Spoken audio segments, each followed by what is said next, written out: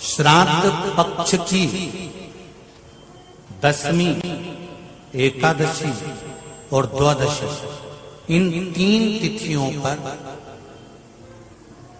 एक रोटी में थोड़ा सा मीठा रखकर सोमप पितृ का नाम लेकर यदि गाय को खिला दिया जाता है, तो अगर कोई पूर्वज प्रेत योनि में भी पड़ा हुआ होता है, भटक रहा होता है, जिसको पिंड नहीं मिला, जो अचानक मर गया होता है, अधोगति में चले गया होता है, उस जीव की मुक्ति 10वीं श्राद्ध पक्ष की, एकादशी श्राद्ध पक्ष की और द्वादशी श्राद्ध पक्ष की, ये 3 दिन सोमप पितृ का नाम लेकर रोटी में, पूड़ी में मीठा रखकर अगर गाय को खिला दिया जाता है, ये 3 दिन तक, तो वो पितृ कभी भटकते नहीं है, उनको मुक्ति प्राप्त हो जाती है, मोक्ष में। पितृपक्ष को हम समझे। किसी ने कहा नखून मत काटना, किसी ने कहा नया कपड़ा मत लेना, पितृपक्ष में 16 दिन नए कपड़े नहीं लेना चाहिए, कोई कहे ये नहीं करना चाहिए, कोई कहे मकान का मुहूर्त, कोई कहे ये मुहूर्त, कोई कहे वो मुहूर्त, कोई कहे अच्छा काम करने के लिए मत जाओ, अच्छा मंगल कार्य के लिए आगे मत बढ़ो। शिव महापुराण की कथा कहती है कि पितृ बुरे नहीं होते हैं,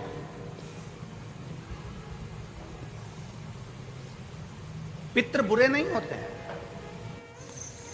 आज लोगों के मन में बड़ा भय हो जाता है। व्हाट्सएप खोलो, फेसबुक खोलो, तो ब्राह्मणों के लिए लोग कमेंट्स करना प्रारंभ कर देते हैं कि अब श्राद्ध पक्ष चालू हो गया, ब्राह्मण जीमने के लिए जाएंगे। कोई ब्राह्मण की तुलना कौवे से कर देता है, कोई कुछ कह देता है, कोई कुछ कह देता है। ना,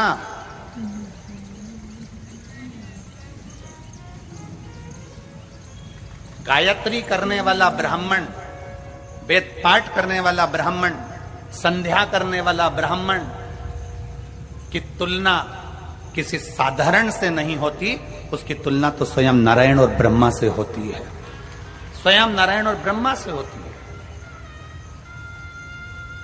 किसी ने कहा कि तुम अभी नया वस्त्र मत लो, पितृपक्ष चल रहा है, नया काम मत चालू करो, पितृपक्ष चल रहा है। श्राद्ध का मतलब क्या है? श्राद्ध का मतलब है आपकी पूर्ण श्रद्धा, आपका पूर्ण विश्वास, आपका पूर्ण भरोसा। पूर्ण श्रद्धा, पूर्ण विश्वास, पूर्ण भरोसा।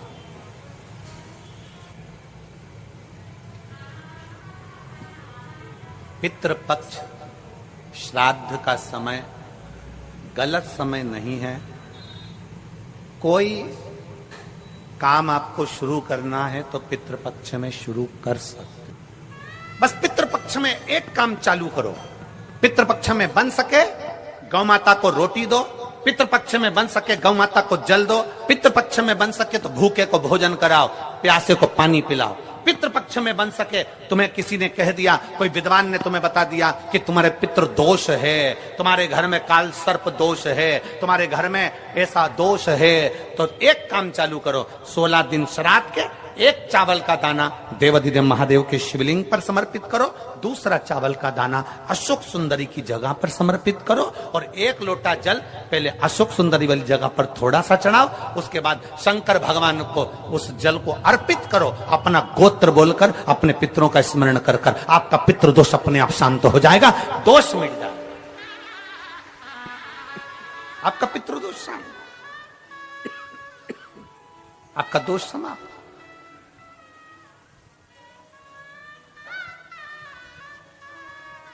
एक चावल का दाना शिवलिंग के ऊपर, एक चावल का दाना अशोक सुंदरी के ऊपर। और जल कहां चढ़ाना है? पहले जम के बोलो जरा, आवाज नहीं आई, जम के बोलो जरा, अशोक सुंदरी की जगह। और फिर जल कहां चढ़ाना है? शिवलिंग के ऊपर। शंकर बाबा क्या बोलकर? अपना गोत्र। जिसको गोत्र नहीं मालूम उसको एक चीज मालूम होना चाहिए, शंकर का नाम। श्री शिवाय नमस्तुभ्यम, ओम नमः शिवाय, नमः शिवाय, गौरी शंकर। शिव महापुराण की कथा कहती है, दक्ष दक्ष प्रजापति के पुत्रों को देवर्षि नारद ने भजन में लगा दिया। एक बेटी हुई जिसका नाम था स्वधा। क्या नाम है उसका? जम के बोलिए जरा, स्वधा। जितने लोग कथा सुन रहे हैं आस्था चैनल पर, पंडाल में, फेसबुक, यूट्यूब पर, तर्पण शिव महापुराण में इस नाम का उच्चारण 5 बार आप लोगों को करना है।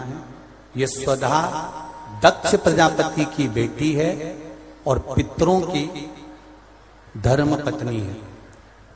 इस पितरों की धर्म पत्नी स्वधा का नाम लेने से अगर हमने कंडा, गोबरी, गाय का जो गोबर होता है कंडा, उसको जलाकर अगर धूप नहीं दी हो या किसी ब्राह्मण को भोजन आदि नहीं कराया हो या तिलांजलि तर्पण नहीं करा हो, पिंड नहीं दिया हो या श्राद्ध पक्ष में किसी को कोई दान ना करा हो तो उसका दोष ना लगे, उसके लिए तर्पण शिव महापुराण में पितरों की धर्म पत्नी स्वधा का नाम का स्मरण आप और हमको साथ में करना।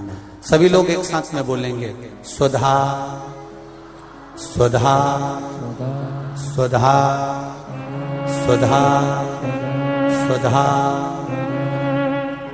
बस ये 5 बार जो उच्चारण आपने पितरों की धर्मपत्नी स्वधा का करा है, जिस समय पर पितृलोक से आर्यमा देव के साथ में हमारे यहां पर आते हैं, और मेरा बहुओं से निवेदन है, बेटियों से निवेदन है, माताओं से निवेदन है, मान लो आपको कोई ब्राह्मण देवता ने कहा कि आपके यहां पितृदोष है, आपको कह दिया कि पितृदोष है, तो आपको घबराना नहीं है कि महाराज जी मुझे क्या करना पड़ेगा। पितृदोष है, एक चावल का दाना घर में से लीजिए, हथेली पर रखिए, पानी का जो मटका होता है, हंडा होता है, पानी का जो मटका है, हंडा है, जहां पर रसोई घर में तुम पानी रखते हो, उस हंडे के पास में, मटके के पास में उस चावल के दाने को लेकर जाइए, अपने पितरों का स्मरण कर कर स्वधा स्वधा स्वधा स्वधा स्वधा 5 बार बोलकर शंकर भगवान के शिवलिंग पर, तुम्हारे घर में शिवलिंग हो तो घर में, और अगर मंदिर में शिवलिंग हो तो मंदिर में, उस चावल के दाने को चढ़ा दीजिए, कैसा भी पितृदोष होगा समाप्त हो। मात्र स्वधा का स्मरण बहुत।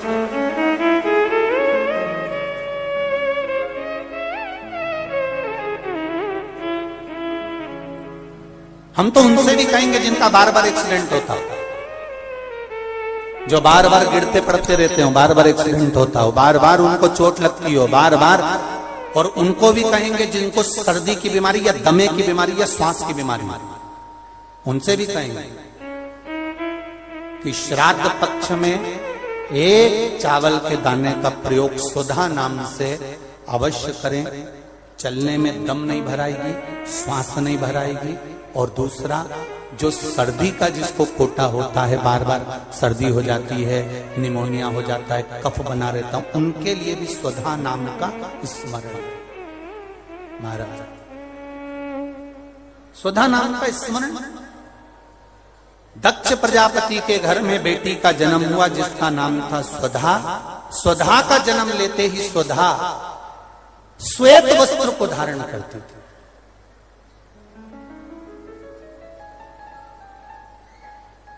कोई वस्त्र अगर स्वधा पहन रही है तो श्वेत वस्त्र धारण कर रही है। एक दिन माता प्रसूति ने स्वधा को बुलाया। स्वधा आप इधर आओ। स्वधा आई। हाँ मां बेटी, जब घर में इतने सारे आभूषण हैं,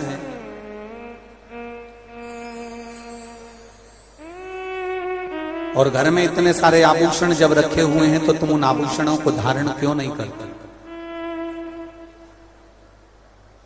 उन आभूषणों को क्यों नहीं पहनती? घर में इतने सारे वस्त्र रखे हैं तो तुम उन वस्त्रों को धारण क्यों नहीं करते?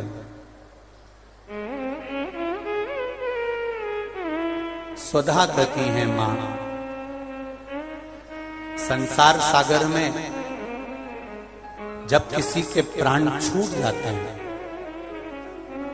और प्राण छूटने के बाद वो जीवात्मा अगर अच्छी जीवात्मा है तो वो देवलोक चली जाती है। जो बुरी जीवात्मा है वो भटकती रहती है, भटकती। मां उन जीवात्माओं के कल्याण के लिए मैं श्वेत वस्त्र धारण करता हूं। श्वेत वस्त्र, श्वेत चावल का दाना,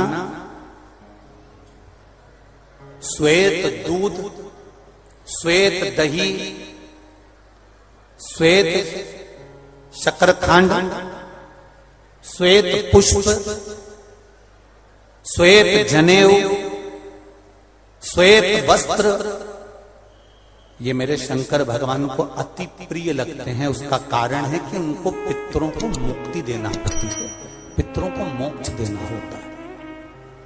आज एक प्रश्न किसी ने सीहोर ऑफिस में भेजा है कि गुरुजी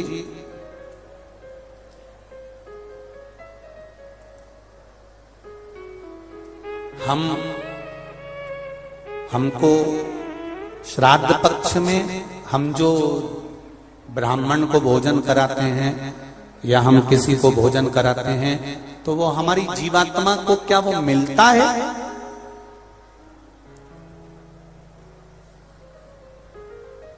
क्या विचार है भाई अशोकनगर वालों? बोलो जरा जल्दी से। प्रश्न भेजा है किसी ने।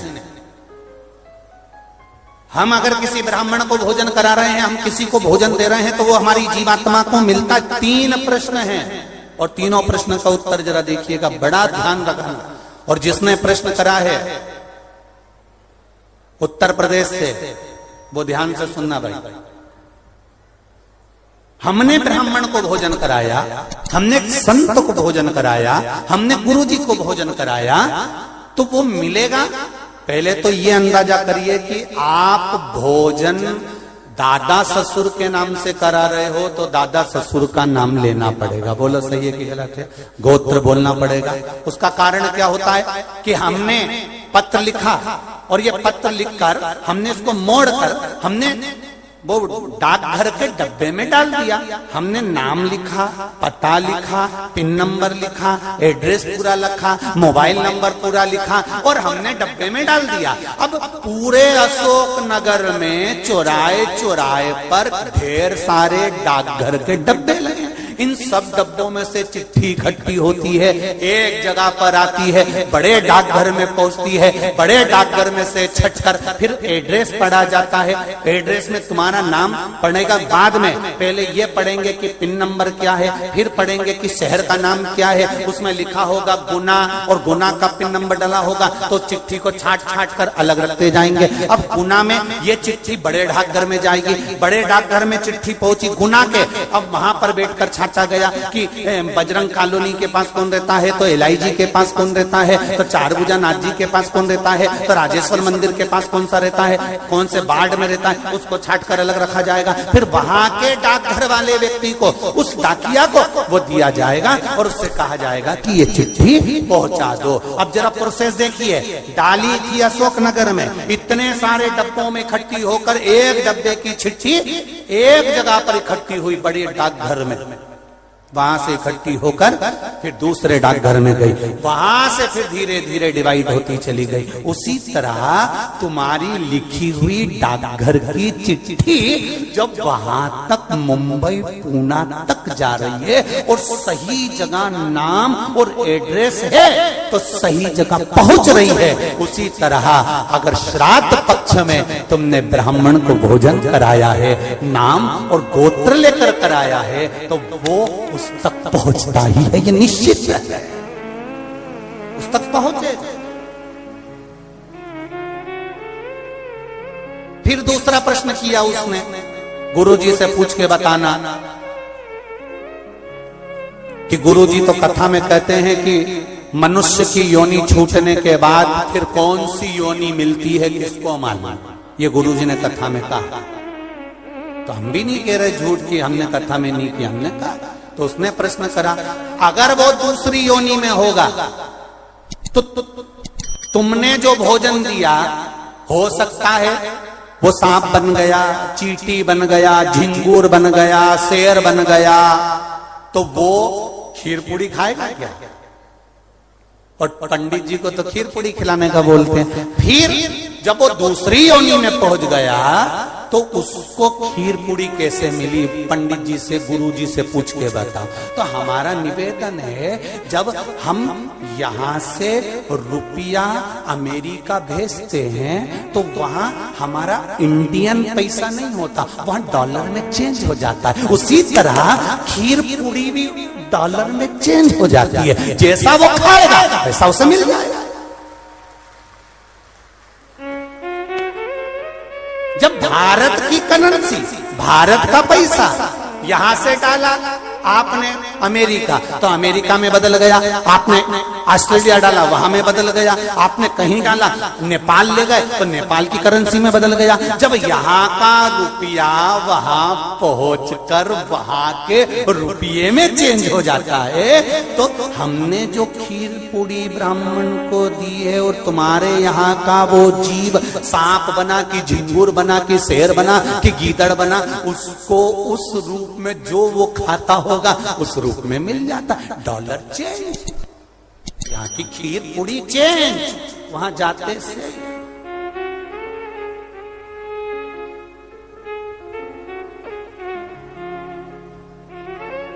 फिर तीसरा प्रश्न लिखा, अगर हमारे घर के पूर्वज शिव महापुराण की कथा सुन सुन के तर गए तो फिर हम श्राद्ध काय को करें? उनको तो मिलेगा ही नहीं, वो तो वैकुंठ पहुंच गए, फिर उनको श्राद्ध में भोजन कराने से मतलब क्या? तो हमारा इतना सा कहना है, यूपी वालों जो तुमने प्रश्न करा बहुत जोरदार करा रे, तो एक उत्तर और अच्छे से सुन लो कि मान लो तुमने अगर श्राद्ध में भोजन कराया और तुम कह रहे हो उनका तो मोक्ष हो गया शिव पुराण सुनकर, फिर श्राद्ध करने से कौन सा फायदा? तो तुम भोजन कराओ, ये भोजन का फल वहां जाएगा। जैसे तुमने कोई सामान या रुपया मुंबई भेजा तुम्हारे रिश्तेदार किया, और मुंबई में रिश्तेदार का मालूम पड़ा कि उनने घर छोड़ दिया या वो कहीं चले गए या वो कहीं समाप्त हो गए, तो वो रुपया वो सामान तुम्हारा वापिस तुम्हारे पास आ जाएगा। तो तुमने जो पुण्य करा है अगर उसने नहीं लिया तो वो पुण्य तुम्हारे खाते में वापिस आ जाएगा। इसलिए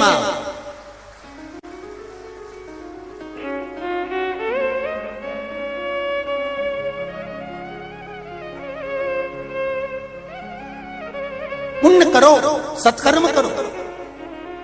और कथा का स्मरण, बड़े बड़े किस्मत वाले हैं अशोक नगर वालों, बहुत बहुत किस्मत वाले हो, घर जाके नजर उतरवा लेना राई नोन से। इतनी जोरदार किस्मत पायो कि तर्पण शिव महापुराण की कथा और कोई साधारण जगह पर नहीं, राजराजेश्वर की भूमि पर श्रवण कर रहे हो, कोई साधारण जगह नहीं। बाबा देव अधिदेव महादेव राजेश्वर भगवान की भूमि पर श्रवण कर रहे हो, किस्मत वाले हो, तर्पण शिव महापुराण की कथा सुन रहे हो।